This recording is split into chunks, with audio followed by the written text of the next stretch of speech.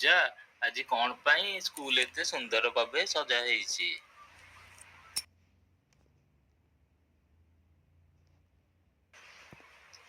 ତୁ ଜାଣିନୁ କି ଆଜି ଆମ ସ୍କୁଲରେ ସୃଜନୀ ପ୍ରୋଗ୍ରାମ ହେଉଛି। ଏଥିରେ କ୍ରୀଡ଼ାଙ୍ଗନା, ଜିଜ୍ଞାସା, କୌଶଳୀ ପ୍ରୋଗ୍ରାମର କେତେ ଗୁଡ଼ିଏ କଥା ଆମକୁ ଜାଣିବାକୁ ମିଳିବ।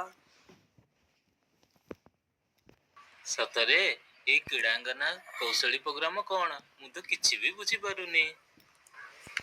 ସବୁଦିନ ତ ସ୍କୁଲକୁ ଆସିବୁନି, ତୁ କେମିତି ଜାଣିବୁ? ଆମ ସରକାରଙ୍କ ତରଫରୁ ଆମ ଭଳିଆ ପିଲାମାନଙ୍କ ପାଇଁ କେତେ ଗୁଡ଼ିଏ କାର୍ଯ୍ୟକ୍ରମ କରାଯାଉଛି।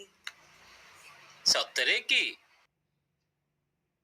ହଁ, ସୃଜନୀରେ ଆମେ କବିତା ଲେଖିବା, ଗପ ଲେଖିବା, ବୁକ୍ ରିଭ୍ୟୁ ମାଧ୍ୟମରେ ବିଭିନ୍ନ ବହି ପଢିବା, କ୍ରୀଡ଼ାଙ୍ଗନରେ ଆମେ ଶରୀରକୁ କେମିତି ସୁସ୍ଥ ରଖିବା ତାହା ଜାଣିବା, ଜିଜ୍ଞାସାରେ ବିଜ୍ଞାନ ସମ୍ବନ୍ଧୀୟ କେତେ ଜ୍ଞାନ ଆହରଣ ସତରେ? କରିବା। ଆଉ ଆମେ କୌଶଳୀରେ କଣ ସବୁ ଶିଖିବା? ତୁ ତ ଆଉ କିଛି କହିଲୁନି। ସବୁଠୁ ମଜା ତ କୌଶଳୀରେ। ଆମେ କୌଶଳୀରେ ବହୁ ଜିନିଷ ଶିଖିବା। କୌଶଳୀରେ ଆମେ ୱାର୍ଡ ଶିଖିବା, ମାଇକ୍ରୋସଫ୍ଟ ୱାର୍ଡ, କେମିତି କମ୍ପ୍ୟୁଟରରେ ଆମେ ଡକୁମେଣ୍ଟ ବନେଇବା, ତାକୁ ସେଭ୍ କରିବା, ପିପିଟି ବନେଇବା, ପ୍ରେଜେଣ୍ଟେସନ ଆମେ କୌଣସି ପ୍ରୋଜେକ୍ଟ ବନେଇଲେ ତାର ପ୍ରେଜେଣ୍ଟେସନ କେମିତି ବନେଇବା, ଆଉ ସ୍କ୍ରାଚରେ ବହୁତ ସୁନ୍ଦର ସୁନ୍ଦର ଆମେ ଆନିମେସନ ସବୁ କରିବା। ଆନିମେସନ ଭିଡିଓ ଛୋଟ ଛୋଟ ପିଲାଙ୍କ ପାଇଁ, ବଡ଼ ଲୋକଙ୍କ ପାଇଁ ବହୁତ ସୁନ୍ଦର ସୁନ୍ଦର ଆମେ ଭିଡିଓ ବନେଇ ପାରିବା।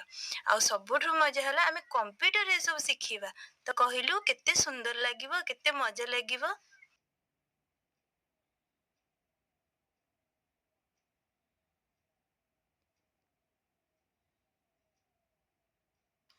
ଧନ୍ୟବାଦ ପୂଜା। ଏବେ ମୁଁ ପ୍ରତିଦିନ ସ୍କୁଲକୁ ଆସିବି ଆଉ ନୂଆ ନୂଆ କଥା ଶିଖିବି।